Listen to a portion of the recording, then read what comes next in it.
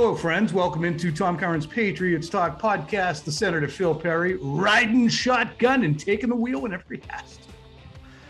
Speaking of taking the wheel, it appears that Tom Brady has wrested the wheel and the reins in full control of the Tampa Bay Buccaneers from Bruce Arians. Now they can say whatever they want, Phil.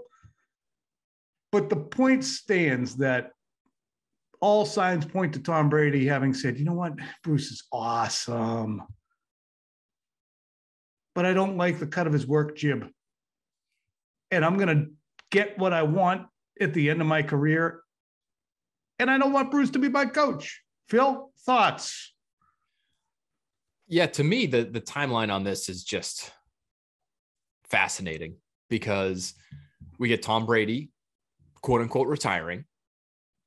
A lot of people start speculating that, well, Brady's just angling for a way out because he's too damn good. He doesn't suck. He's not 45 yet. That's what he told us for years he was going to do before he retires. This doesn't really make sense. Even the announcement of it was all botched. He wasn't ready. They weren't ready. And then you get reports that, whether they're rumors or reports or whatever, there's smoke around. I mean, Edelman tells me at the Super Bowl, I wouldn't surprise me. Gronk, it wouldn't surprise me. But then there's the Arians specific stuff. Well, Tom and Bruce. Bruce Arians shoots it down aggressively at the combine and other places. Let's run that audio, if we could, of Bruce Arians discussing reports from our friend Rich Ohrnberger, who we'll also hear from in this podcast and perhaps later in the week as well, that Tom Brady may come back and that there was some kind of a rift. Here's Bruce Arians weighing in with extreme prejudice in my mind. Surprised if he did eventually decide to come back. Yeah, because of the reasons he retired. Do you find it odd at all that he hasn't really firmly slammed the door shut? He slammed it shut when I talked to him. So I think like a lot of these guys, he likes to have his name out there. But how would you characterize your relationship with Tom right now? Oh, fantastic. Fantastic. Can't wait to get on the golf course when he gets back in the States. All right, Phil, take the ball. You were front and center with that. But well, that was eye-popping. That specific comment about how I know he's retired. Well, how do you know? I know because of why he told me he's retiring. Well, isn't it weird he hasn't slammed the door? He's been talking to Jim Gray and he's on social media. He didn't even use the word retirement as a retirement announcement. I don't know. He just likes the publicity, essentially. Like that. He also has had comments, Tom, where he's talked about, everybody thinks it was all Tom Brady that yes, won us that Super Bowl that year when there was a lot of other stuff happening. And he's not wrong, but it just felt like there was just a little something there between those two. And then it turns out about a month later, less than a month later, Tom, Brady has officially certainly not slammed the door shut on retirement. He's back, and it's actually now Bruce Arians who will be retiring. Now how does that happen?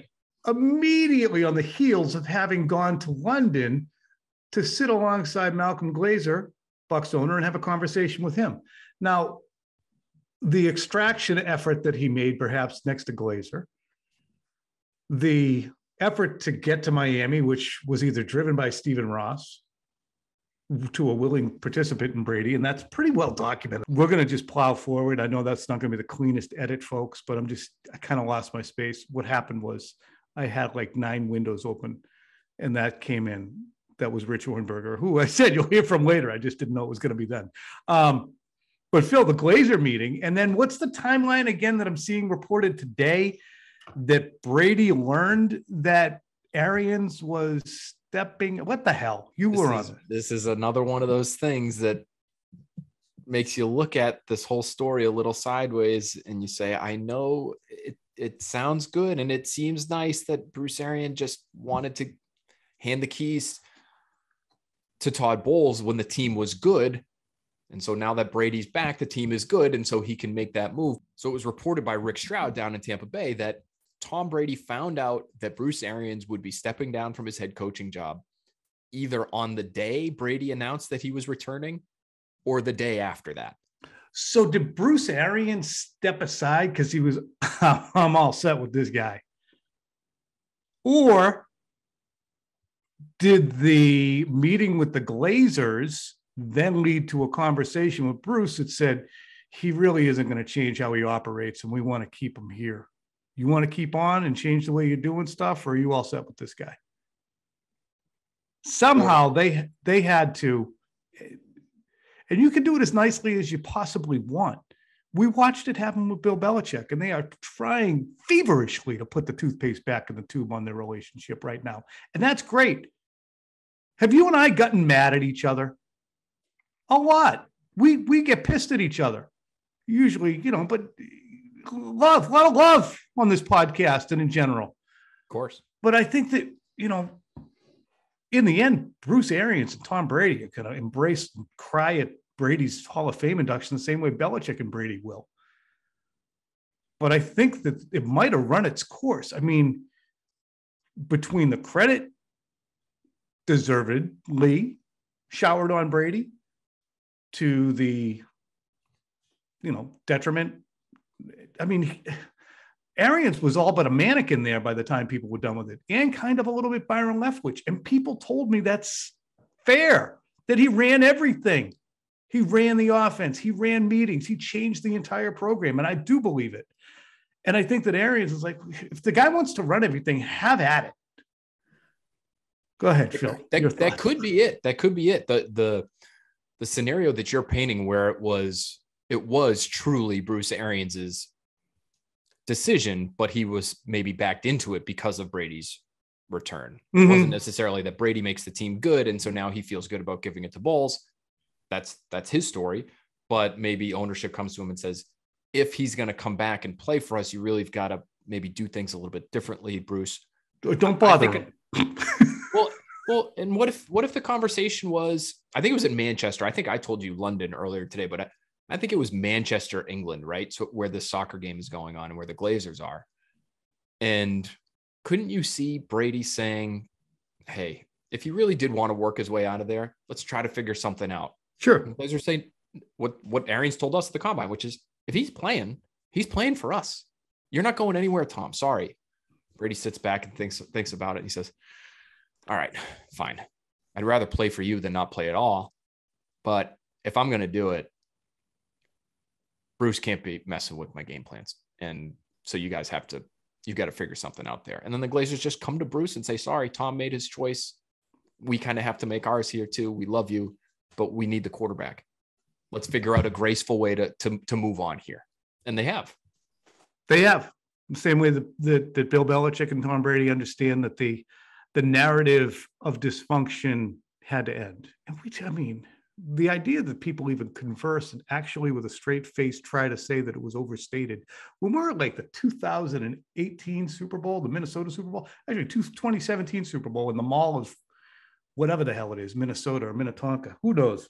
The Mall of America, sitting with the Crafts on television days before the Super Bowl, and they're talking in early 2018 at the end of the 2017 season about the healthy tension and the healthy aspects of having that kind of conflict.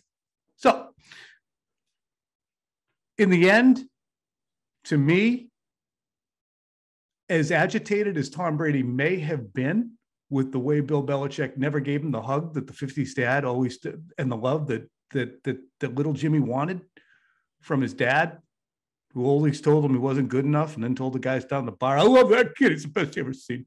Whatever Brady wanted that Belichick didn't give him, it was all different when he got with Bruce Arians. Before we talk a little bit more on that, here's Rich Ohrnberger, former Patriots lineman, who does radio in San Diego now.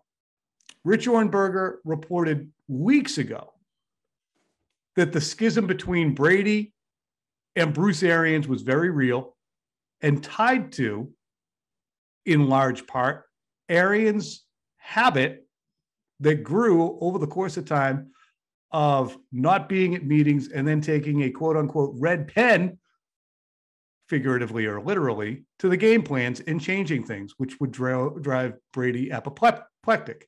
Here is Rich Ohrnberger speaking on Fox Sports Radio and the Jason Smith Show with Mike Harmon. on the Wednesday night? There was real strife among Tom Brady and the coaching staff. And it's not just limited to Bruce Arians. There were issues with how the offense was being constructed, and eventually he, being endowed with a lot of respect and power in his own right, was able to sort of take over the offense and call it himself on the field. But there were issues between Brady and Arians as far as the people I spoke with, and this outcome sort of feels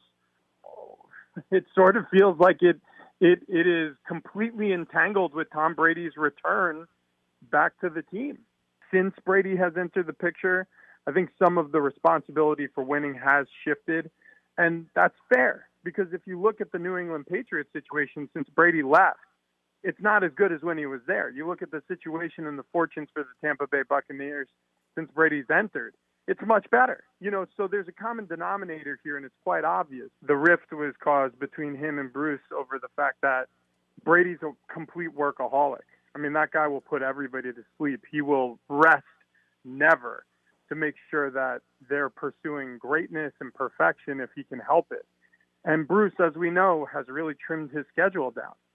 That was part of his contract when he re-upped with the Bucs, is that he was going to take a much different approach to head coaching than virtually any of the other 31 head coaches in this league. It's a job where most of the times you're not burning the midnight oil, you're burning the next morning oil and then some, and that's the way Tom Brady operated for 2 decades in New England with one of those coaches. And I think a lot of that rubbed off on Tom. A lot of that was in Tom to begin with. So I think when you have a situation where you have a coach who obviously is very comfortable with the media and very comfortable accepting praise and very comfortable criticizing a star quarterback who's doing a lot, and I mean a lot of the heavy lifting, I think there was some animosity growing up there. That's my own speculation, but I think that's as accurate as I could portray it. In terms of what I heard about, issues with other members of the coaching staff, I mean, there were battles over the run game between him and Byron Leftwich. They disagreed on a lot of the play selection during the course of the game.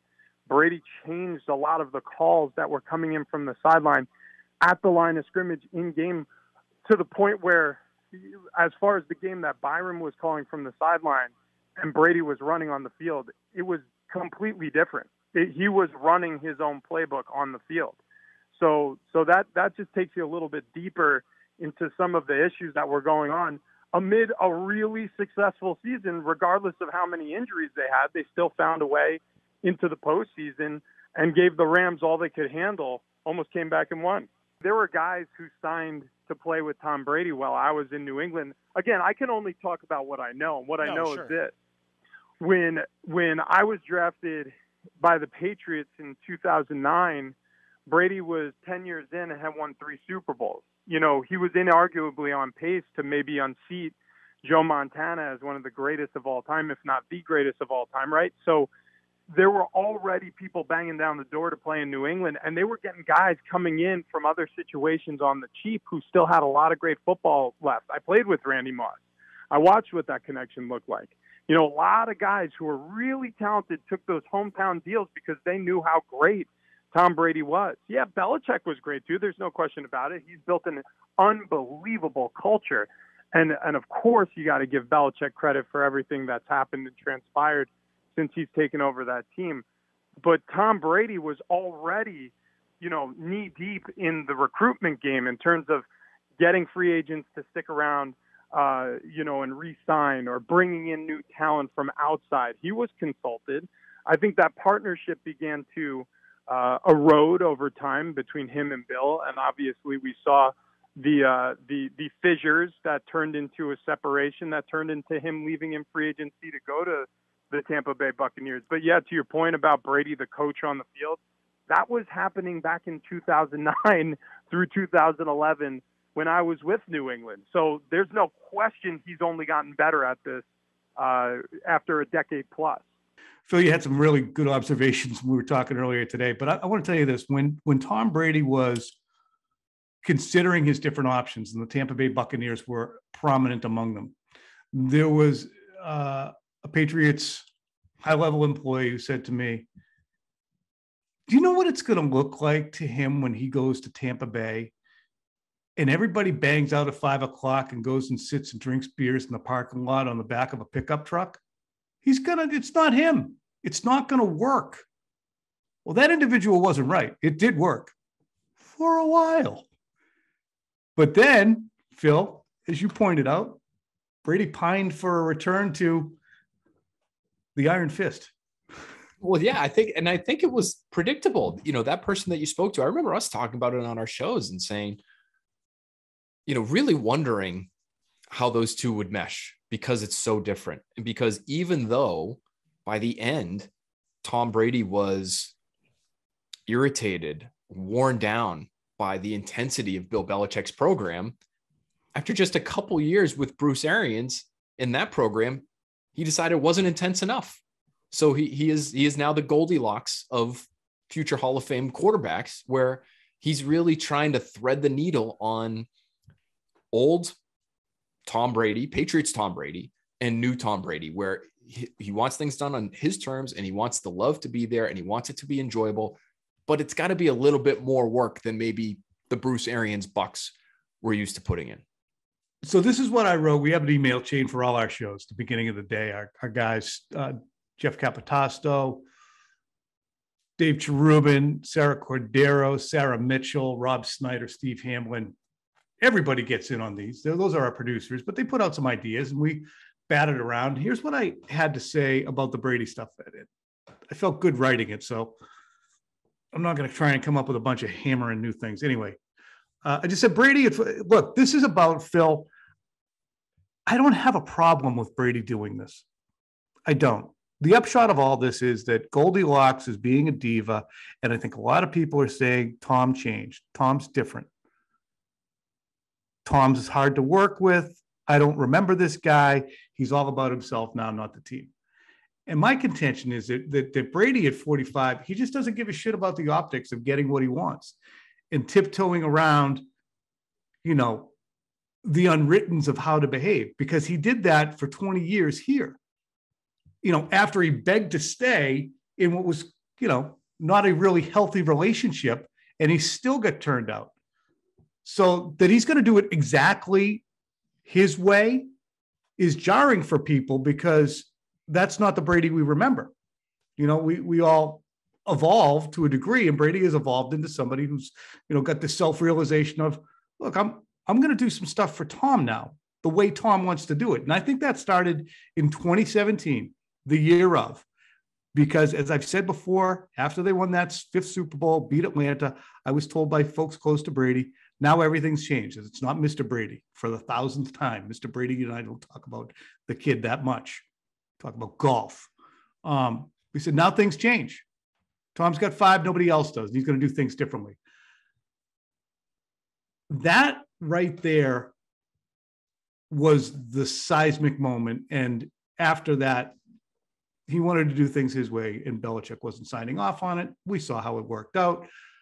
But once he got to Tampa Bay, he said, okay, well, I only got 15 minutes left in the league. I'm going to do it exactly how I want to. And if I have to look like a dink and retire and unretire and, maybe kneecap one of the most lovable coaches in the NFL, I'm going to do it because I only got 15 minutes left here. And I don't have a problem with it. You're either on the bus and riding with Brady driving, and he feels he has a right to do that, or you're not. And I guess I think he's earned it, Phil. And I wonder if he will regret that he put Tom first at the end. I don't think he will.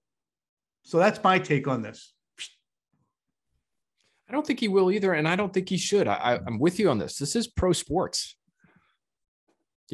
Fair or not. This is just how it works. This is cold, calculating. Bruce Arians, everybody, it seems like, loves the guy. The press certainly loves the guy. He's great for our purposes. It'll be a little bit disappointing that the post-game availability periods won't be as electric as they were with Grandpa Bruce there, and Todd Bowles now in his place.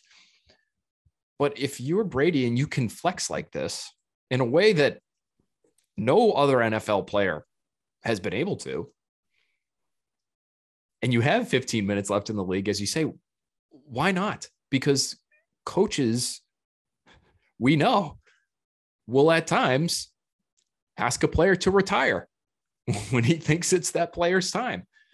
And now Brady is essentially, at least it looks like, again, their story is different, but it looks like Brady has now done something similar. And so I don't really feel bad. It is business, and Brady is that important that even the most important business decisions a franchise can make can essentially be made by him. And so now, Tom, in my opinion, I said when he was there his first year in Tampa Bay, I said he was quarterback, offensive coordinator, and general manager because of all the players that he was acquiring. Now, I think he's added head coach to that list of titles as well. I think that it's his team. Is Todd Bowles going to tell him anything that they're not going to end up doing? I'm not saying he's going to keep the door down. Todd Bowles is going to run the shit out of the defense. Right. Which is a good defense and a great scheme and a lot of fun to watch. Aggressive. Brady's going to run the shit out of the offense, which so what? So he's a player coach in the NFL. Relax. Guys used to call their own plays every friggin' time. You don't think that Brady has got a little Johnny Unitas in him? Coaching staffs are too big anyway. Bill's got the right idea. Just him and a couple and his kids, and they're fine. But it's endlessly fascinating to me. And it's funny because Andy Hart from WEEI wrote a column recently about how the Patriots are the least interesting team in Boston. And I guess you're right. When they're signing Ty Montgomery, and he's right. They're not interesting in that way. But we're also watching the dynamics of Tom Brady leaving the New England Patriots, still having that link, and now seeing the Robert Kraft link that has some kind of a little bit of Brady overtones to it too. So I think, Phil, you look at what Brady has wrought since he left. Like a hot knife through butter going through the league for 23 years, quarter century of dominance. But he's gone into Tampa and won a Super Bowl. And then he's in the second year, almost authored an insane comeback in the playoffs that kind of ends up being a footnote. Retires, unretires, gets lovable Bruce Arians kicked upstairs. Meanwhile, Robert Kraft's looking at his team saying, Tom doesn't even like us anymore. He won't put us in the damn statement. Plus, he won a Super Bowl. Look at us. We drafted like ass, so there was a bad team around him, which made Bill think he wasn't good anymore. We couldn't pay him, and he was only asking for half of what good quarterbacks are getting right now. And Bill decided on that. What are we doing? And I think that there are overtones of I think there's a whiff of, Bill, I let you do it and I let you be, and I was a businessman a few years ago, but this time I'm a fan. You better win some goddamn games. So that was something I wrote today. It's to segue into a little bit of Robert Kraft and Bill Belichick here too. I know I'm making a quick leap here, but you keep it up or am I off my rocker? No, I'm with you. And I think, listen, all three of these guys are fiercely competitive. The guys we're talking about, Brady, Belichick, Kraft. And in the same way that I see Brady acting Belichickian in some ways, if things went down with Bruce Arians the way that they look like they did, I think Kraft is acting in that way in some ways too, in treating Bill Belichick the way he did in that conversation with us the other day. What was it that got Brady so worn down here? It was the needling, right? It was the pushing, the needling, and the no fun, and the hey, just do it again. But I think in some ways, because we've seen Bill Belichick treat other players, star players at times, very differently than that.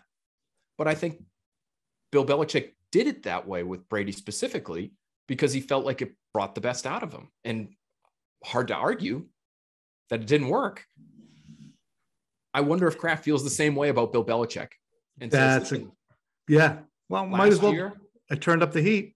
Right. We talked about this on a podcast, earlier this week, but last year I called you out in the draft. Wouldn't you know it? You drafted well. this year now we've got to go bigger picture. We got to talk about the playoffs. We got to talk about being one of the best teams in the league. And let's see if you can do it. Let's see if you can get there. I know you won 6 Super Bowls, but you can do better than this. You're better than this. Isn't it interesting how much public opining on things can enter into stuff? Like Bruce Arians would say, yeah, it's on Tom. Yeah, he went the wrong place. And then, 18 hours later, he's like, yeah, I was wrong. It wasn't on Tom. Or just the criticism that he would levy at Brady, which had to go sideways up Brady's butt, especially if he's the one who felt as if, look, I'm authoring this stuff. I'm in the arena. He loves that man in the arena stuff. And I'm the one who has to make these decisions on the fly. Bruce, just enjoy the ride.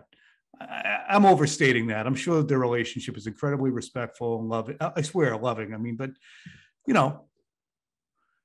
the calling out that Kraft did in 2021 of Belichick's draft record, and the fact that he let it out there over the years. There's been times that Kraft has whacked Belichick over the nose with a newspaper. There were times when Brady did it to Kraft. Remember when Kraft said, about the Antonio Brown thing? And Brady said 1,000,000% or whatever to Al Michaels. And then Brady gets on and says, yeah, it was supposed to be private. I don't know why Robert did that. I mean, those occasions happen, but rarely have we seen Robert Kraft really levy as pronounced and repeated a denouncement of Bill Belichick's drafting as he did this week to follow up the other one. So I wrote the column. He's playing a dangerous game. He's pushing chips into the middle of the table. Could Bill Belichick at some point say, you know what, Robert, why don't you figure it out for yourself? I'm good. You think he ever will? You think Robert would play that game? Say, yep, you know what? I think he kind of is playing the game right now to a degree. Now, is he saying privately to Bill the same things and then saying, I'm going to say this to the media too, Bill? I highly doubt it. But I think he wants to align himself as Bob from Brookline as opposed to, first time, long time, as opposed to Robert Kraft, NFL owner, and say, look, I'm going to sound like a fan this time around, Bill. I wasn't a fan in 2020. I let you do it as an executive against my fans' heart that wanted Tom to stay. And this time I'm going to be a fan and I want results, buddy. Belichick probably still looks at it and says, thick and thin. Not been a lot of thin around here. So stop complaining, Robert. I wonder if that's there or if they're having a court's discussion about it. And I wonder too, if Belichick would ever, if he felt that way, if he would ever just walk away. I find it hard to believe that Kraft would push him to do that. And I find it hard that Bill would do it. Even if there's, gosh, look at the TV money that's being thrown around. How much do you think one of the networks would pay for Bill Belichick to be a color commentator right now? $35 million a year, something crazy like that. Troy Aikman's making 18 or whatever it is. So like, which one you going to get? And he'd be just fine.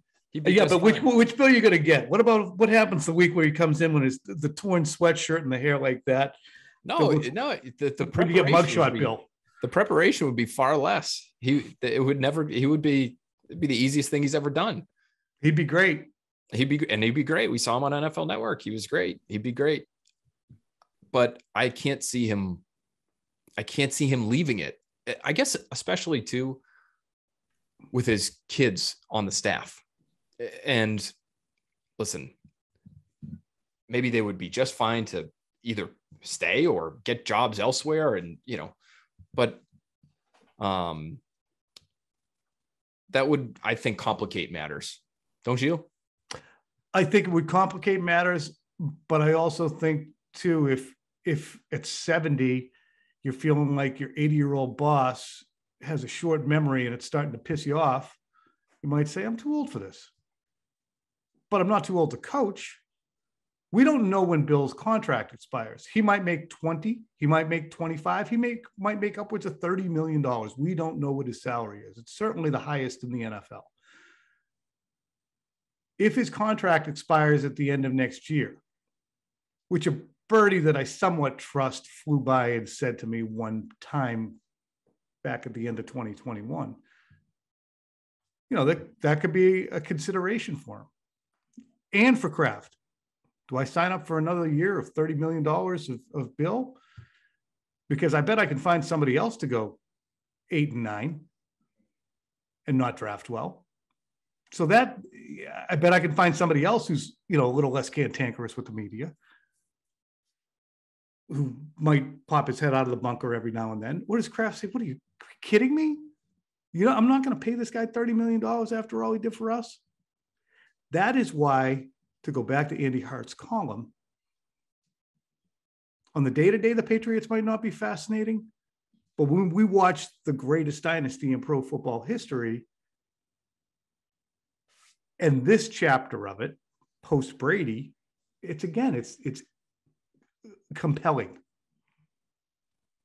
I continue to find the parallels between Brady's tenure and Brady, Belichick, and Belichick Kraft to be really interesting, because at the end of the day, wasn't it the case that when Brady decided he was going, that Belichick was